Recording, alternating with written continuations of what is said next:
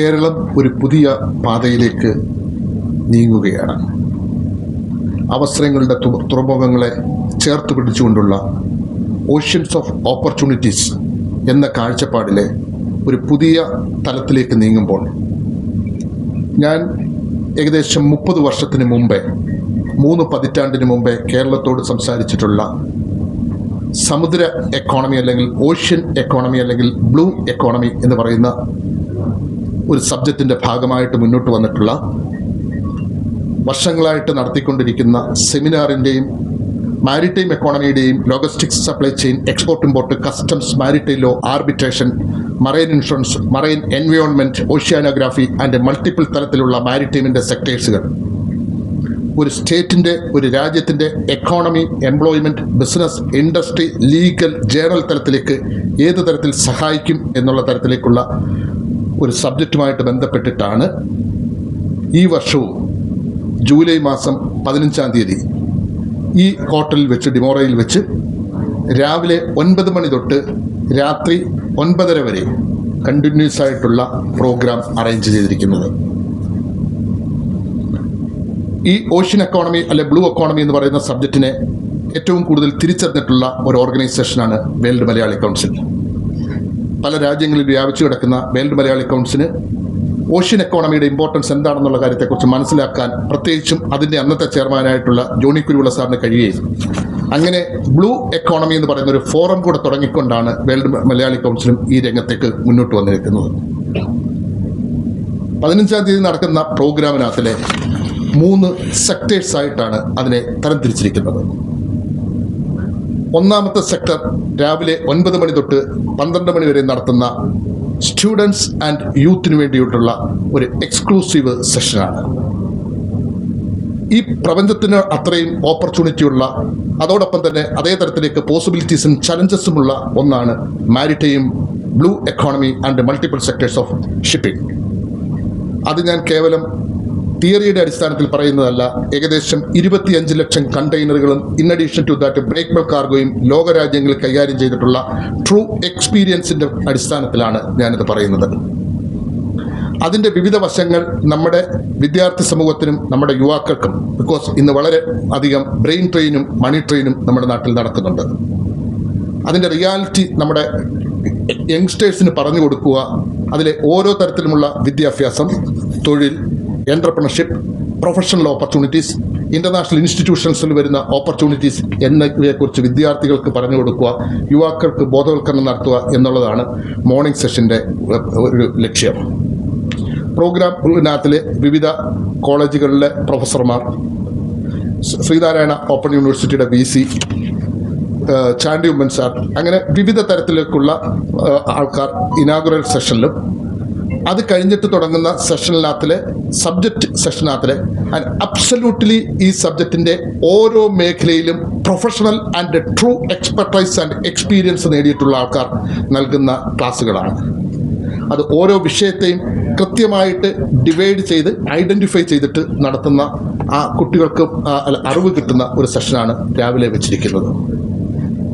ഉച്ചയ്ക്ക് ശേഷം 2 മണി തൊട്ട് വൈകിട്ട് 9 വരെ വരുന്ന രണ്ടാമത്തെ സെക്ടറിലെ കേരളം എന്ന് പറയുന്ന സംസ്ഥാനത്തിൻ്റെ 600 കിലോമീറ്റർ വരുന്ന തീരദേശവും 44 നദികളും 34 തടാകങ്ങളും വിഴിഞ്ഞം തുറമുഖവും കൊച്ചിൻ പോർട്ട് ട്രസ്റ്റും വല്ലാർപാടം കണ്ടെയ്നർ ടെർമിനലും നോൺ മേജർ തുറമുഖങ്ങളും എയർപോർട്ടുകളും മലനാടും ഇടനാടും തീരദേശവും ഇന്ത്യയുടെ Sagarmala, Bharatmala, Indian logistics policy, ലോകരാജ്യങ്ങളിലെ മാരിടൈമിൻ്റെ സെക്ടർ, ഇൻ്റർനാഷണൽ ഇൻസ്റ്റിറ്റ്യൂഷൻസ്, ഒപ്പം തന്നെ ഹോർമിസ് കടലിടുക്കിൻ്റെ തീരത്തുനിന്ന് നമ്മൾ നേടിയെടുക്കേണ്ട പാഠം, ലോക ചരക്ക് വ്യാപാരത്തിൻ്റെ 95% നടക്കപ്പെടുന്ന മൾട്ടിപ്പിൾ സെക്ടേഴ്സ് ഓഫ് മാരിടൈമിൻ്റെ കണക്ടിവിറ്റിയെ വെച്ചുകൊണ്ട് എങ്ങനെ ഒരു സ്റ്റേറ്റ്, ഒരു ഗ്രാമം തൊട്ട് അല്ലെങ്കിൽ ഒരു വ്യക്തി തൊട്ട് UN വരെയും ഇപ്പോൾ വരുന്ന ഓപ്പർച്യൂണിറ്റീസ് എക്സ്പ്ലോർ ചെയ്യണം എന്നുള്ള കാര്യത്തെക്കുറിച്ച് എക്സ്പ്ലെയിൻ ചെയ്യത്തക്ക തരത്തിൽ ഈ മേഖലയിലെ എക്സ്പെർട്ടൈസ് ആയിട്ടുള്ള ആൾക്കാരെ, അതായത് പ്രൊഫഷണൽസിനെയും ഇൻഡസ്ട്രിയലിസ്റ്റിനെയും ട്രൂ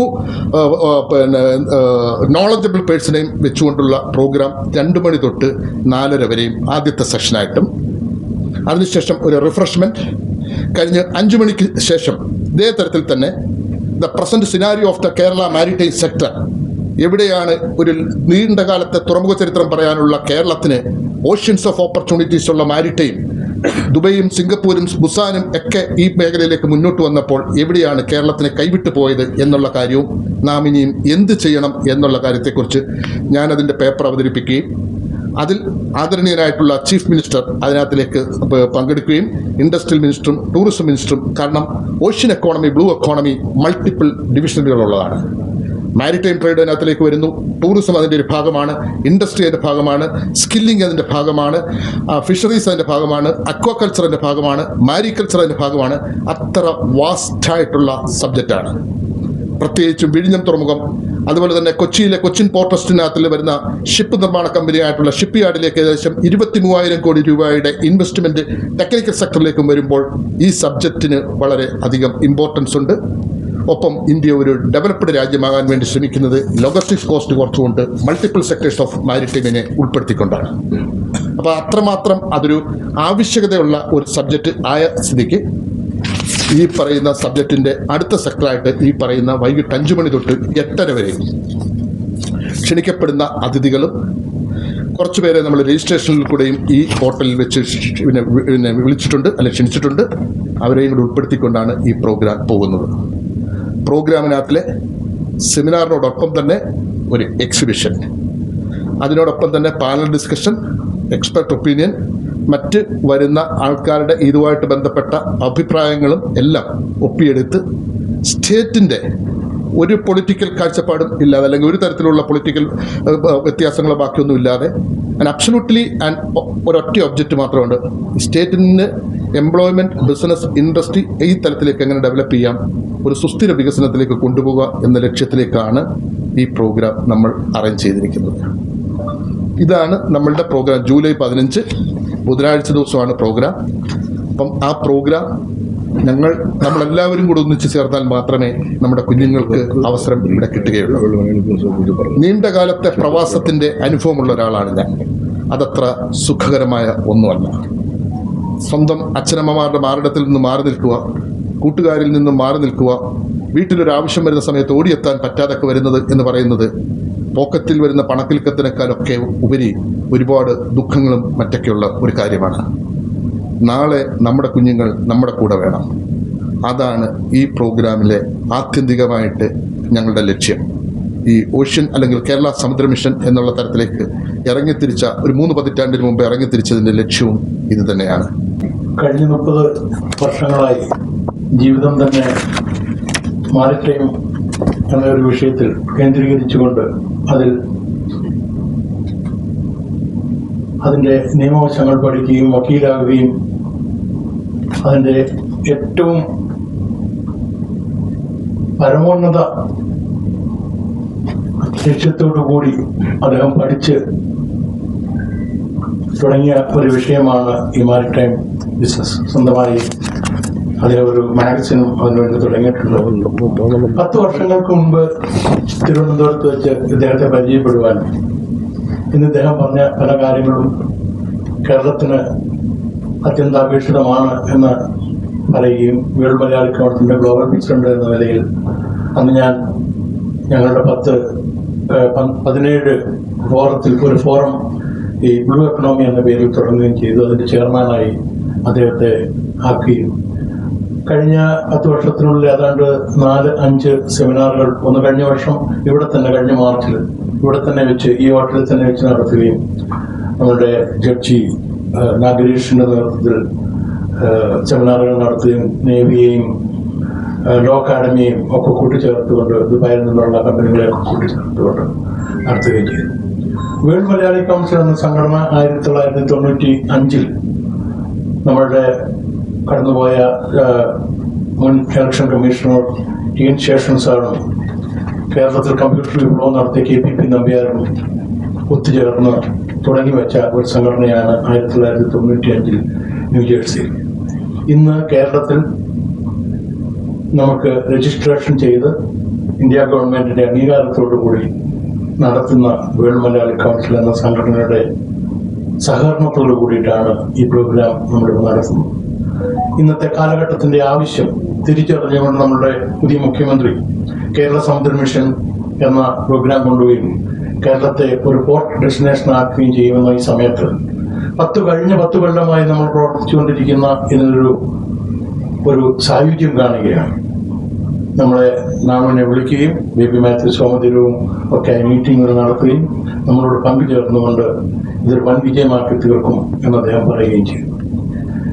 ലോകമെമ്പാടുമായി 52 രാഷ്ട്രങ്ങളിൽ പടർന്നു കിടക്കുന്ന വേൾഡ് മലയാളി കൗൺസിൽ എന്ന സംഘടന തുടങ്ങിവെച്ച ഈ സമുദ്ര മിഷൻ ഈ പരിപാടിയോടുകൂടി വേറൊരു ഔന്നത്യത്തിലേക്ക് കടക്കും എന്ന് പ്രതീക്ഷിക്കുകയാണ്. വളരെ സീരിയസ് ആയിട്ടുള്ള സബ്ജക്ട്സ് ആണ് ഈ ഡിസ്കഷനിൽ വരുന്നത്, രാവിലെ മുതൽ വൈകിട്ട് വരെ. അതുകൊണ്ട് ഇതിനുള്ള പ്രവേശനം നേരത്തെയുള്ള മുൻ രജിസ്ട്രേഷൻ പ്രകാരമാണ് എല്ലാം രജിസ്ട്രേഷൻസ് നടന്നുകൊണ്ടിരിക്കുന്നു. കാരണം സീരിയസ് ആയിട്ടുള്ള സബ്ജക്റ്റാണ്. സംസാരിക്കുന്നവരും അതാത് മേഖലകളിൽ വളരെയധികം പാണ്ഡിത്യമുള്ളവരാണ്. നിങ്ങളുടെ എല്ലാവരുടെയും പാർട്ടിസിപ്പേഷനും ആ ദിവസങ്ങളിൽ 15-ാം തീയതി രാവിലെ മുതൽ വൈകിട്ട് വരെയുള്ള 3 സെഷൻസിൽ പറ്റുന്നിടത്തോളം നിങ്ങളെല്ലാം പാർട്ടിസിപ്പേഷൻസ് 3 സമയത്തും പങ്കെടുക്കണമെന്നാണ് ഞങ്ങളുടെ ആഗ്രഹം. നിങ്ങളുടെ പാർട്ടിസിപ്പേഷൻ രാവിലത്തെ സ്റ്റുഡൻറ് സെഷനകത്തിലെ ഒരു 200 to 250 to 300 ആണ്. അതായത് 200 to 250 ആണ് നമുക്ക് കപ്പാസിറ്റി. പക്ഷെ കുട്ടികളുടെ ഒരുപാട് ഭാഗത്തുനിന്ന് കുട്ടികളുടെ ഇതിനകത്തിൽ എൻക്വയറി വരുന്നുണ്ട്. കഴിഞ്ഞ പ്രാവശ്യമൊക്കെ ഞങ്ങളൊരു പ്രോഗ്രാം നടത്തിയപ്പോൾ 1000-ഓളം ആൾക്കാരാണ്, പ്രത്യേകിച്ച് നമ്മുടെ പ്രോഗ്രാമിനെ കുറിച്ച് ആൾക്കാർക്ക് അറിയാം. ഈ പ്രാവശ്യം സ്റ്റുഡൻസിന്റെ ഒരു 250 സ്റ്റുഡൻസിനെ മോർണിംഗ് സെഷനിലും ആഫ്റ്റർനൂൺ സെഷനിലെ അറൗണ്ട് ഒരു 300 മെമ്പേഴ്സിനെ നമ്മൾ അതിനകത്തിലേക്ക് ഉൾപ്പെടുത്താനാണ് നമ്മൾ ശ്രമിച്ചിരിക്കുന്നത്. 200 to 300 മെമ്പേഴ്സ് അതിനകത്തിലേക്ക് പങ്കെടുക്കും എന്നാണ് നമ്മുടെ വിശ്വാസം. അതെ, പ്രോഗ്രാമിന്റെ പ്രത്യേകത, പ്രോഗ്രാമിന്റെ പേര് വഴിയറിയുന്നവർ വഴി കാട്ടുന്നു. By the people, for the people, for the nation. ഞങ്ങളുടെ പ്രോഗ്രാമിന്റെ ഞാൻ പ്രോഗ്രാം പ്ലാൻ ചെയ്തിരിക്കുമ്പോൾ എല്ലാ സമയത്തും ഞങ്ങൾ ചെയ്തിരിക്കുന്നത് അബ്സല്യൂട്ട്ലി മലയാളത്തിലായിരിക്കും സ്പീച്ച്. മാരിടൈം ഒരുപാട് ടെക്നിക്കൽ വാക്കുകളുള്ളതാണ്. വളരെ ലളിതമായ ഭാഷയിൽ നമ്മുടെ ജനങ്ങളോട് അത് പറഞ്ഞാൽ മാത്രമേ അവർക്ക് മനസ്സിലാകത്തുള്ളൂ. പ്രോഗ്രാമിൽ വരുന്നവരും അവരുടെ അക്കാഡമിക് ക്വാളിഫിക്കേഷനോ അവരുടെ ഡെസിഗ്നേഷനോ വലിയ ഇമ്പോർട്ടൻസ് ഇല്ല.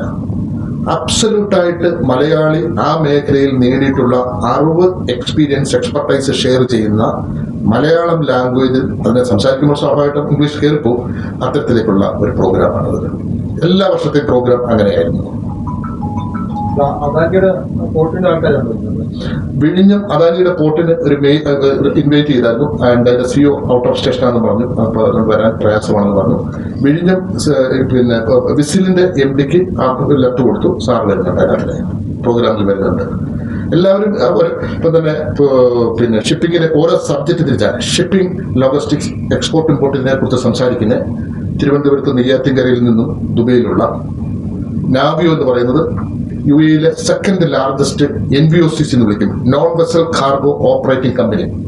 ഏകദേശം 2,200 ദർഹത്തിന്റെ ടേൺ ഓവറുള്ള കമ്പനിയുടെ ഫൗണ്ടർ ചെയർമാനിൽ ഒരാളായുള്ള സുധീർ നായരാണ്.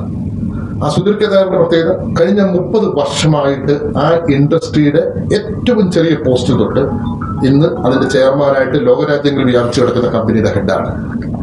ഞങ്ങൾ ആരും മാരിടൈം എന്ന് പറയുന്ന ഒരു സബ്ജക്റ്റ് പഠിച്ച് അതിനകത്തിലേക്ക് വന്നവരല്ല. ആദ്യ കാലഘട്ടത്തിൽ ജീവിതത്തിൽ ഗൾഫിലുമൊക്കെ പോയി അവിടെ നിന്ന് ഈ സബ്ജക്റ്റിലേക്ക് എത്തിപ്പെട്ടവരാണ്. ഞങ്ങൾക്ക് കിട്ടിയേക്കുന്ന ട്രൂ എക്സ്പീരിയൻസ്, ആ എക്സ്പീരിയൻസ് എങ്ങനെയാണ് ഒരു രാജ്യം 1971 ഏകദേശം 10,000 കണ്ടെയ്നറും കൊണ്ട് തുടങ്ങിയ ദുബൈയിലെ പോർട്ട് എങ്ങനെയാണ് ഇപ്പോൾ ഒരു പോർട്ട് 19.75 ദശലക്ഷം container in addition to break bulk cargo handle ചെയ്യുന്നത്. അപ്പൊ ഇതിന്റെ എല്ലാം പിന്നിൽ ഞങ്ങൾ മനസ്സിലാക്കിയപ്പോൾ ഒരു പോർട്ടിന്റെ സക്സസിനകത്ത് നിരവധി ഘടകങ്ങളുണ്ട്. അതിലെ ഏറ്റവും പ്രധാനപ്പെട്ട ഘടകം എന്ന് പറയുന്നത് ആ മേഖലയിൽ പ്രവൃത്തി പരിചയവും അതിന്റെ എക്സ്പെർട്ടൈസും അതിന്റെ ഗ്ലോബൽ തരത്തിലുള്ള സ്ട്രക്ചറിനെ കുറിച്ചിട്ടുള്ള ഒരു നോഹവുമാണ്. Clear knowledge, experience and expertise വളരെ ഇമ്പോർട്ടൻ്റ് ആണ്. ഇപ്പൊ വിഴിഞ്ഞം തുറമുഖം കേരളത്തിന്റെ തെക്കേയറ്റത്ത് നമ്മൾ തുടങ്ങിയിരിക്കുന്നത് കേരളത്തിലോ ഇന്ത്യയിലോ മാത്രം വ്യാപാരം നടത്താൻ വേണ്ടിയല്ല. 195 രാജ്യങ്ങളുണ്ട് ലോകത്ത് UN കീഴിൽ. 71% വരുന്ന ഓഷ്യൻ, 29% വരുന്ന കര, ആകാശം ഇതിനെ ചേർത്തുകൊണ്ട് 195 രാജ്യത്തേക്ക് വ്യാപാരം നടത്താൻ വേണ്ടിയുള്ള ഒരു ഇൻഫ്രാസ്ട്രക്ചറാണ് വിഴിഞ്ഞം. സോ ലോകത്തെക്കുറിച്ചുള്ള കാഴ്ചപ്പാട്, അന്താരാഷ്ട്ര ലോജിസ്റ്റിക്സും സപ്ലൈ ചെയിനെ കുറിച്ചുള്ള കാഴ്ചപ്പാട്, ഫോറിൻ ട്രേഡ് പോളിസികളെ കുറിച്ചിട്ടുള്ളത്, ഇന്റർനാഷണൽ ഇൻസ്റ്റിറ്റ്യൂഷൻസ്, കാരണം UN കൺട്രോളിലാണ് കടൽ. നമുക്ക് ഒരു 12 നോട്ടിക്കൽ മൈൽ മാത്രമേ ഉള്ളൂ നമ്മുടെ ഓണർഷിപ്പിലുള്ളത്. അങ്ങനെ നിരവധി സബ്ജക്റ്റുകൾക്കകത്തിലെ ഒരുപാട് ഡിവിഷൻസ് ഉള്ളതാണ് ഈ മാരിടൈം അല്ലെങ്കിൽ ബ്ലൂ എക്കോണമി. ഓഷ്യനെ കുറിച്ച് പഠിക്കുന്ന ഒരു സബ്ജക്റ്റ് ഓഷ്യാനോഗ്രാഫി ഒന്നാണ്. കപ്പലുകൾ ഓടിക്കുന്ന നാവിഗേഷൻ വേറൊരു സബ്ജക്റ്റാണ്. കപ്പലുകൾ നിർമ്മിക്കുന്ന നേവൽ ആർക്കിടെക്ട് മറ്റൊരു സബ്ജക്റ്റാണ്. കടലുമായിട്ട് ബന്ധപ്പെട്ടാൽ അതിന്റെ സർവേ വേറൊരു വിഷയമാണ്. ലോക വ്യാപാരത്തിൽ പോകുന്ന എക്സ്പോർട്ട് ഇമ്പോർട്ട് സപ്ലൈ ചെയിൻ മറ്റൊരു വിഷയമാണ്. അതിനെ നിയന്ത്രിക്കുന്ന ടാക്സ് അല്ലെങ്കിൽ ഡ്യൂട്ടി എന്ന് പറയുന്നത് കസ്റ്റംസ് വേറൊരു വിഷയമുണ്ട്. കടലിൽ കൂടെ പോകുന്നതും കരയിൽ കൂടെ പോകുന്ന സാധനങ്ങളുടെ അല്ലെങ്കിൽ ട്രക്കുകളുടെയും ഷിപ്പുകളുടെയും അതിൽ പോകുന്ന മാരിടൈം, അതായത് ലേബേഴ്സ് അല്ലെങ്കിൽ സ്റ്റാഫും ബാക്കിയൊക്കെ വരുന്ന മാരിടൈം ലേബർ കൺവെൻഷൻ മറ്റൊരു സബ്ജക്റ്റാണ്. അങ്ങനെ അത് എൻവയോൺമെന്റ് വേറൊരു വിഷയമാണ്. അപ്പൊ ഇങ്ങനെ ഷിപ്പ് റീസൈക്ലിംഗ് അതിലൊക്കെ കൺവെൻഷൻസും ബാക്കിയൊക്കെ ഉണ്ട്. അത് UN ഇന്റർനാഷണൽ മാരിടൈം ഓർഗനൈസേഷൻ ഇങ്ങനെയൊക്കെയുള്ള ഓർഗനൈസേഷൻസ് ആണ്, നമ്മളൊക്കെ അതിലെ മെമ്പർ കൺട്രീസ് ആണ്. അങ്ങനെ മൾട്ടിപ്പിൾ സബ്ജക്റ്റിനെ കുറിച്ച് കൃത്യമായ knowledge and experience and expertise എന്ന് പറയുന്നത് ഒരു പോർട്ടിന്റെ സക്സസിന് ഏറ്റവും പ്രധാനപ്പെട്ട ഘടകമാണ്.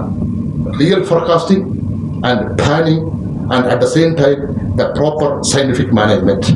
അങ്ങനെയുണ്ടെങ്കിലാണ് ഒരു പോർട്ട് ഒരു നാടിന്റെ സ്വത്താക്കാൻ കഴിയുന്നത്. നിർമ്മാണവുമായി ബന്ധപ്പെട്ട് ഒരുപാട് പാരിസ്ഥിതികമായ പ്രശ്നങ്ങളും അവിടുത്തെ ആളുകൾക്ക് ആശങ്കകളുമുണ്ട്. അതൊക്കെ ഇതിനകത്ത് ചർച്ച ചെയ്തു. അതിനെക്കുറിച്ച് ആധികാരികമായിട്ട് പറയാൻ ഉള്ള ഒരു അതോറിറ്റി അല്ല ഞാൻ, കാരണം എന്റെ സബ്ജക്റ്റിനകത്തില് എൻവയോൺമെന്റ്. പക്ഷെ ഞാൻ അതിനെക്കുറിച്ച് പറയാം.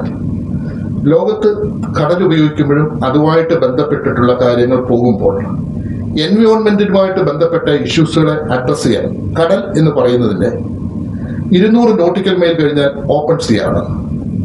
ആ ഓപ്പൺ സീ എന്ന് പറയുന്നത്, അതായത് ലോകത്ത് 195 രാജ്യമുള്ളതിനകത്തിലെ 44 രാജ്യങ്ങൾക്ക് കടലില്ല. ആ രാജ്യങ്ങളെ നാം വിളിക്കുന്നത് ലാൻഡ് ലോക്ക്ഡ് കൺട്രീസ് എന്നാണ്. 195 രാജ്യങ്ങൾക്കും റൈറ്റ് ഉള്ളതാണ് കടൽ എന്ന് പറയുന്നത്, അല്ലെ ഓഷ്യൻ എന്ന് പറയുന്നത്. അവിടെ പൊള്യൂഷൻ ഉണ്ടായാലും എൻവയോൺമെന്റൽ പ്രശ്നം ഉണ്ടായാലും അതിനൊക്കെ കൃത്യമായിട്ട് അതിനെ നിയമം മൂലം കൺട്രോൾ ചെയ്യുന്ന കാര്യങ്ങളുണ്ട്. മാർപോൾ, മറൈൻ പൊള്യൂഷനുമായിട്ട് ബന്ധപ്പെട്ട കൺവെൻഷൻസ് ഉണ്ട്, ഓയിൽ പോൾ. അപ്പൊ അതുപോലെ തന്നെ നമ്മുടെ എൻവയോൺമെന്റിന്റെ നിയമങ്ങളുണ്ട്. ഈ നിയമത്തിന്റെ അടിസ്ഥാനത്തിൽ മാത്രമേ പോർട്ടുകളും അല്ലെന്നുണ്ടെങ്കിൽ അനുബന്ധ മേഖലകളും മുന്നോട്ട് കൊണ്ടുപോകാൻ വേണ്ടി പറ്റത്തുള്ളൂ. അതിനെ പഠിച്ച് കൃത്യമായിട്ട് ചെയ്യേണ്ടത് നമ്മുടെ നാട്ടിൽ തന്നെ അറിയാലോ, എൻവയോൺമെന്റ് ക്ലൈമറ്റ് ചേഞ്ചുമായിട്ട് ബന്ധപ്പെട്ട ഡിപ്പാർട്ട്മെന്റുകളുണ്ട്. അതിന്റെ സയന്റിഫിക് സൈഡുകളും സംസാരിക്കുന്ന അല്ലെങ്കിൽ അതിനെ റിസർച്ച് നടത്തുന്നവരുണ്ട്. അവർ ഓരോരുത്തരുടെയും കൺസെന്റ് കിട്ടിക്കൊണ്ട് വേണം അത് ചെയ്യാൻ. എനിക്ക് എന്റെ സബ്ജക്ട് സയൻസോ സയന്റിസ്റ്റോ അല്ല. അറിയാൻ വയ്യാത്ത ഒരു സബ്ജക്റ്റിനകത്തിലേക്ക് ആധികാരികമായിട്ട് പറയാൻ എനിക്ക് കഴിയത്തില്ല. പക്ഷെ ഇതിന് ലോകത്ത് അതിൻ്റെതായിട്ടുള്ള നിയമങ്ങളും മറ്റു കാര്യങ്ങളുമുണ്ട്. പരിസ്ഥിതി ആഘാത പഠനം എന്ന് പറഞ്ഞ ഒരു കാര്യമുണ്ട്, നമുക്കറിയാമല്ലോ. പരിസ്ഥിതി ആഘാത പഠനം നടത്തിയതിന് ശേഷമാണ് ഇങ്ങനെയുള്ള പ്രൊജക്റ്റുകൾ വരുന്നത്. അപ്പോൾ പരിസ്ഥിതി ആഘാത പഠനം എല്ലാ വർഷവും ഒരിക്കലും നടത്തിയാൽ മാത്രം പോരാ, വീണ്ടും എല്ലാ വർഷവും നടത്തേണ്ടതാണ്. അപ്പോൾ ഒരു പ്രൊജക്റ്റ് തുടങ്ങിയതിന് ശേഷം എന്തെങ്കിലും ആഘാതങ്ങൾ ഉണ്ടായിട്ടുണ്ടെങ്കിൽ പിന്നീട് നടത്തുന്ന പഠനത്തിൽ അത് മനസ്സിലാവും. അതനുസരിച്ചിട്ട് ആ പ്രൊജക്റ്റിന് ആവശ്യമായ ചേഞ്ചസ് വരുത്തുകയും അതിനെ നിയന്ത്രിക്കുകയും ചെയ്യും. അത് വിഴിഞ്ഞം പോർട്ടിൻ്റെ കാര്യത്തിലും അങ്ങനെ ഉണ്ടാകും എന്നാണ് പ്രതീക്ഷിക്കുന്നത്. അവിടെ ചില മത്സ്യത്തൊഴിലാളികൾക്കും ടൂറിസം മേഖലയിലൊക്കെ ചില ഇഷ്യൂസ് ഉള്ളതായിട്ടും ചില സമരങ്ങളൊക്കെ നടക്കുന്നതായിട്ടൊക്കെ എല്ലാവരും അറിയുന്നുണ്ട്, ഞങ്ങളൊക്കെ അറിയുന്നുണ്ട്. തീർച്ചയായിട്ടും അത് ഗവൺമെൻറ്റിൻ്റെയൊക്കെ ശ്രദ്ധയിൽ പെട്ടിട്ടുള്ള കാര്യമാണ്. അതിനെക്കുറിച്ചിട്ടുള്ള പരിസ്ഥിതി ആഘാത പഠനം വീണ്ടും നടത്തുമെന്നാണ് ഞങ്ങൾക്ക് പ്രതീക്ഷിക്കുന്നത്. ഇതെല്ലാം ഈ സബ്ജക്റ്റിൽ പെടുന്ന കാര്യങ്ങളാണ്. ഇപ്പോഴും ഒരു പ്രൊജക്റ്റ് വരുമ്പോൾ അതിന് പല വശങ്ങളുണ്ടല്ലോ. തീർച്ചയായിട്ടും അങ്ങനെയുള്ള കാര്യങ്ങളോടുകൂടി ഈ ചർച്ചയിൽ വരും, അതിന് സംശയമില്ല. താങ്കൾ ആക്ച്വലി ഇവിടെ ഒരു ടൂറിസം ടെസ്റ്റഡ് ആളാണ്. ഈ വിജയം വന്ന ശേഷം നിങ്ങൾക്ക് എങ്ങനെയാണ് ഇമ്പാക്ട് ചെയ്തിട്ടുള്ളത്? ഗുണമാണ് ചെയ്തിട്ടുള്ളത്, ദോഷമാണ് ചെയ്തിട്ടുള്ളത്?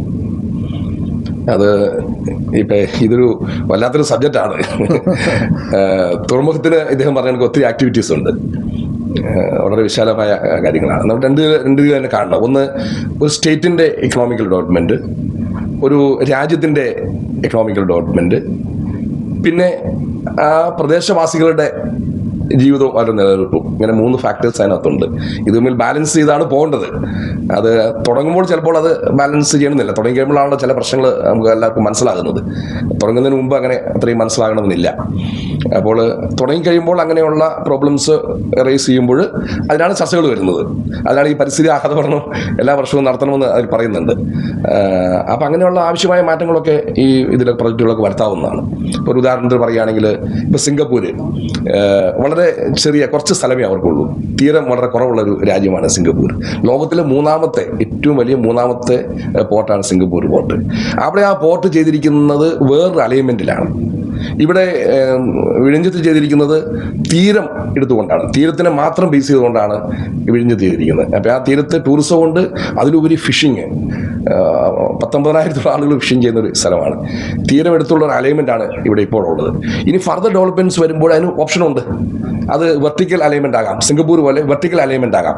എന്ന് പറഞ്ഞാൽ ഫർദർ ഈ മത്സ്യത്തൊഴിലാളികളുടെ തീരമോ അല്ലെങ്കിൽ ടൂറിസത്തിനുള്ള തീരമോ എടുക്കാതെ വെർട്ടിക്കലായിട്ട് സിംഗപ്പൂരൊക്കെ ചെയ്ത് കണക്ക് വെർട്ടിക്കലായിട്ട് ചെയ്യാൻ സാധിക്കും. അങ്ങനെയുള്ള ഓപ്ഷൻസ് ഒക്കെ ഉണ്ട്.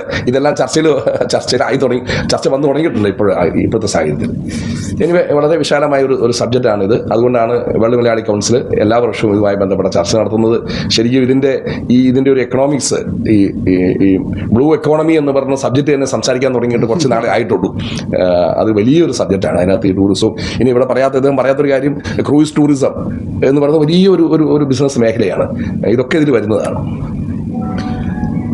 ഇതിലൊക്കെ വലിയ നിങ്ങൾ മനസ്സിലാക്കേണ്ടത് ഒരു പക്ഷെങ്കിൽ കേരളം മിസ് ചെയ്തു പോയിട്ടുള്ള, നിങ്ങൾക്ക് വേറെ വാദം കാണില്ല, ഏറ്റവും കൂടുതൽ ജേർണലിസ്റ്റുകൾക്ക് ഓപ്പർച്യൂണിറ്റി ഉള്ള ഒരു മേഖലയാണ് ഈ പറയുന്ന മാരിടൈം. ലോക ചരക്ക് വ്യാപാരത്തിന്റെ 95% നടക്കുന്നത് കടലും മൾട്ടിമോഡൽ ട്രാൻസ്പോർട്ടേഷനിൽ കൂടെയാണ്. നിർഭാഗ്യവശാൽ നമ്മളെ സംബന്ധിച്ചിടത്തോളം ആ മാരിടൈം ജേർണലിസം എന്ന് പറയുന്ന ഒരു സബ്ജക്റ്റ് കേരളം വേണ്ട തരത്തിലേക്ക് ചർച്ച ചെയ്യപ്പെട്ടിട്ടില്ല. ആൺകുട്ടികൾക്കുള്ളതിനേക്കാൾ ഓപ്പർച്യൂണിറ്റീസ് പെൺകുട്ടികൾക്കുണ്ട് ഈ മേഖലയിൽ. പക്ഷെ പലപ്പോഴും കടലും കപ്പലും കണ്ട് അല്ലെങ്കിൽ ഫിഷറീസും കണ്ട് യൂണിഫോമിലിട്ടേക്കുന്ന ഉദ്യോഗസ്ഥരെയും കണ്ട് നാം പലപ്പോഴും തെറ്റിദ്ധരിച്ചിരിക്കുന്നു. കടൽ സാധാരണ മനുഷ്യനെ അതിലല്ലെങ്കിൽ ഓപ്പർച്യൂണിറ്റി അല്ലെങ്കിൽ പെൺകുട്ടികൾക്കൊക്കെ ഓപ്പർച്യൂണിറ്റീസ് കുറവാണ്. ഒരാൾ നമ്മുടെ നാട്ടിലെ ഏറ്റവും വലിയ വിദ്യാഭ്യാസം അല്ലെങ്കിൽ ഏറ്റവും വലിയ ജോലി കിട്ടിക്കഴിഞ്ഞാൽ ഇന്ത്യയിലാണ് ജൂറിസ്ഡിക്ഷൻ എങ്കിൽ ഒരു മാരിടൈം പ്രൊഫഷണൽ നല്ലവണ്ണം സബ്ജക്റ്റ് അറിയാവുന്ന ഒരാൾക്കാണെങ്കിൽ അയാളുടെ ജൂറിസ്ഡിക്ഷൻ ലോകമാണ്. സൂര്യനും ചന്ദ്രനും ഉദിക്കുന്ന ആ പ്രദേശത്ത് എല്ലായിടത്തേക്കും അയാൾക്ക് എത്തിപ്പെടാൻ വേണ്ടി പറ്റും. കാരണം മാരിടൈം വ്യാപാരം സപ്ലൈ ചെയിൻ അതിലേക്ക് വരുന്നത് ലോകവുമായിട്ട് ബന്ധപ്പെട്ട ട്രേഡാണ്. ഒരു ജന്മത്ത് ഒരു ജേർണലിസ്റ്റിനും ഒരു പ്രൊഫഷണലിനും ഒരു എന്റർപ്രണർക്കും ലോകം എക്സ്പ്ലോർ ചെയ്യാൻ വേണ്ടി പറ്റും. നിങ്ങൾ ജേർണലിസ്റ്റ് എന്ന നിലയ്ക്ക് ഒരു കാര്യം കൂടെ പറഞ്ഞേക്കാം. കണ്ടെയ്നറുകൾക്ക്, അതായത് നമ്മൾ വെള്ളത്തിന് ലിറ്റർ എന്നൊക്കെ പറയുന്ന തരത്തിലേക്കുള്ള അളവ് കൊടുത്ത മാതിരി കണ്ടെയ്നറുകൾക്ക് TEU 20 ഫീറ്റ് എക്വിവാലന്റ് യൂണിറ്റ് എന്ന തരത്തിലേക്ക് നാമകരണം ചെയ്തതും ജേർണലിസ്റ്റുകളാണ്. അപ്പൊ അത്രമാത്രം ഇമ്പോർട്ടൻസ് ജേർണലിസത്തിനകത്തിലും അതുണ്ട്. ഈ പ്രോഗ്രാമിനകത്ത് നമ്മൾ അതും സംസാരിക്കുന്നുണ്ട്. കേരളം ഒരു മാരിടൈം ജേർണലിസത്തിലേക്ക്, എല്ലാ സബ്ജക്റ്റും പഠിച്ചാണോ ജേർണലിസം ചെയ്യണം? ഞാനും ജേർണലിസം കഴിഞ്ഞ ഒരാളാണ് തിരുവനന്തപുരം പ്രസ് ക്ലബിൽ നിന്ന്. ആമോ എന്ന് ചോദിച്ചാൽ അല്ലേ എന്ന് ചോദിച്ചാൽ മാരിടൈമിനകത്തിലെ പഠിച്ചാൽ നല്ലതാണ്, ഓപ്പർച്യൂണിറ്റി അത്രമാത്രം ഉണ്ട് എന്ന് എന്റെ അനുഭവത്തിൽ ഞാൻ പറയാനും ആഗ്രഹിക്കുന്നു.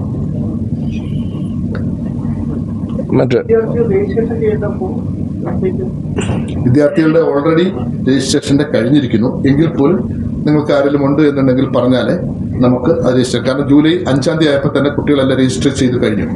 എങ്കിൽ പോലും നമുക്ക് ആരെങ്കിലും ഉണ്ടെന്നുണ്ടെങ്കിൽ നമുക്ക് പരിഗണിച്ച് അതിനകത്തേക്ക് കൊണ്ടുവരാൻ പറ്റുന്നവരെ നമുക്ക് അതിനകത്തേക്ക് കൊണ്ടുവരാം. അല്ല സാർ, പാർട്ടിസിപ്പേഷന്, കാരണം നിങ്ങൾക്കറിയാലോ ഈ ഹോട്ടൽ, ഞാനൊരു സാധാരണ മനുഷ്യനാണ്. ഈ ഹോട്ടലിൽ ഇതും പിന്നെ അവർക്ക് ഉച്ചയ്ക്ക്, കാരണം കുട്ടികൾ രാവിലെ 9 മണിക്ക് വരുന്നതാണ്. അവർ ഉച്ചയ്ക്ക് പോകുമ്പോൾ ഇവിടുന്ന് ഫുഡ് കൊടുക്കുക എന്ന് പറഞ്ഞാൽ വളരെ എക്സ്പെൻസീവ് ആണല്ലോ, നിങ്ങൾക്ക് അറിയാവുന്ന കാര്യമാണ്. അവർക്ക് ഭക്ഷണം നമ്മൾ പുറത്തുനിന്ന് അറേഞ്ച് ചെയ്യുന്നുണ്ട്. അവർക്ക് അതിനുള്ള സർട്ടിഫിക്കേഷൻസും ബാക്കിയൊക്കെ ഉണ്ട്. ഒപ്പം ഇതിൻ്റെ കൂടെ എക്സിബിഷനും ഉണ്ട്. ഇവിടെ ഇപ്പോൾ സ്പേസ് കുറവായത് ഈ എക്സിബിഷൻ കുറച്ച് ചെറുതാണ്. എങ്കിൽ പോലും ഈ കംപ്ലീറ്റ് ഹാൾ അങ്ങേയറ്റം തൊട്ട് ഇങ്ങേയറ്റം വരെ ഉണ്ട്.